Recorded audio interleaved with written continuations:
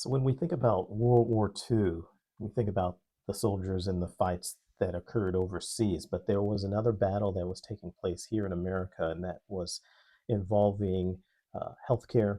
It was involving segregation, and it was involving America's leading Black doctors who were not part of the same healthcare system as America's white doctors. The hospitals were segregated, healthcare was largely segregated uh, in 1940, especially as America was looking at entering World War II. And so that brings us to the Houston Negro Hospital, which, as I found in piecing together the 100-year history of this hospital, the hospital didn't exist in a vacuum. It had connections to all of these historical events. And this one in particular, 1940, was really interesting to me. That was the year that leading Black physicians in Houston had secured the National Medical Association Convention to take place in Houston, which was unique because typically these conventions occurred in the North, Chicago, New York, Cleveland, Washington, D.C. This was the first time that the convention was going to be held in the Deep South. It was to be held in Houston. The leading medical professionals at that time had secured the convention. And keep in mind, the National Medical Association is basically the American Medical Association, which at the time was discriminating against Black doctors and preventing them from joining for professional growth and from networking and from learning from fellow doctors, all because they were Black. So Black doctors created their own association. They did this back in the late 1800s. I mean, the NMA had been around for decades. So here we are in 1940. They decide for the first time to move their national meeting to the South. It's also going to be held in conjunction with the National Hospital Association, which was the same thing as the National Medical Association. It was for the Black professionals who had been discriminated against. So in 1940, this is also a critical time for Houston, for Black doctors, because America is on the verge of war. And so Houston Negro Hospital, which is celebrating 100 years in 2026, dedicated back on Juneteenth, they're now in a position of having leverage when it comes to discrimination. Now, the language they use at the time, when you study and you go back through newspapers, it's interesting because they'll talk about cooperation between Black doctors and white doctors. And they're softening the language there, right? Because they were being discriminated against.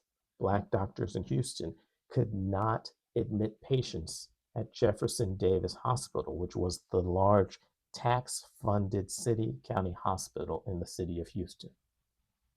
They could work at the Black hospital at Prairie View up the road.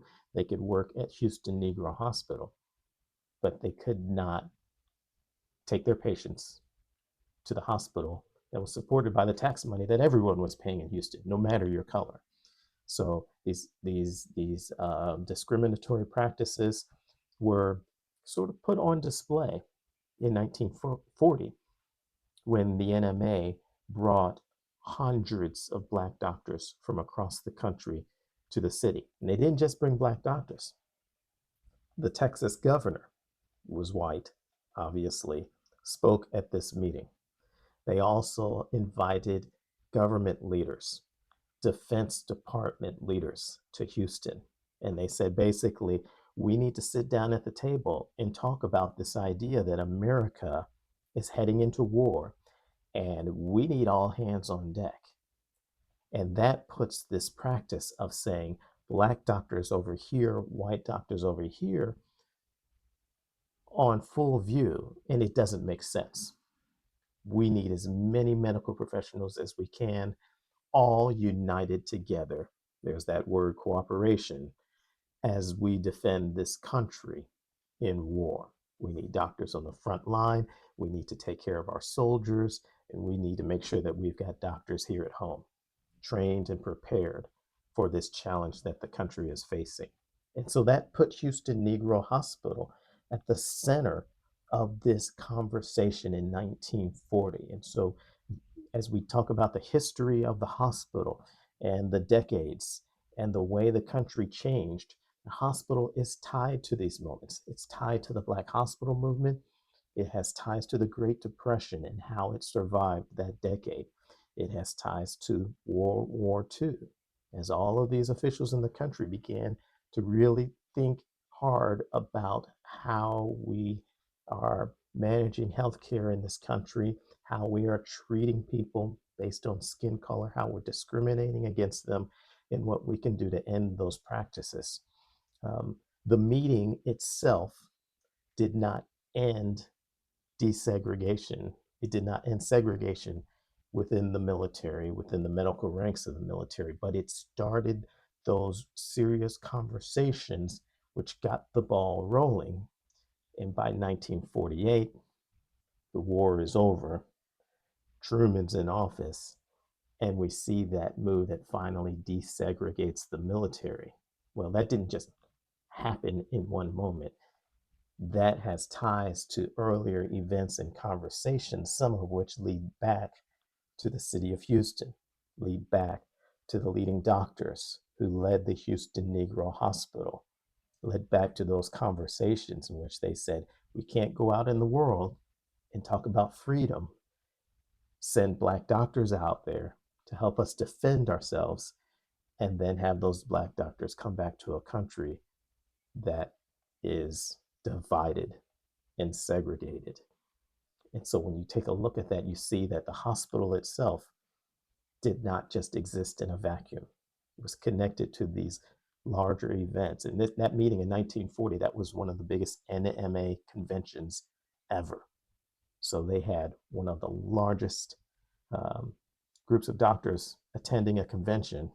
It was unique because it was in the South, and it was unique because of the timing and the pressure that was on this nation to defend itself.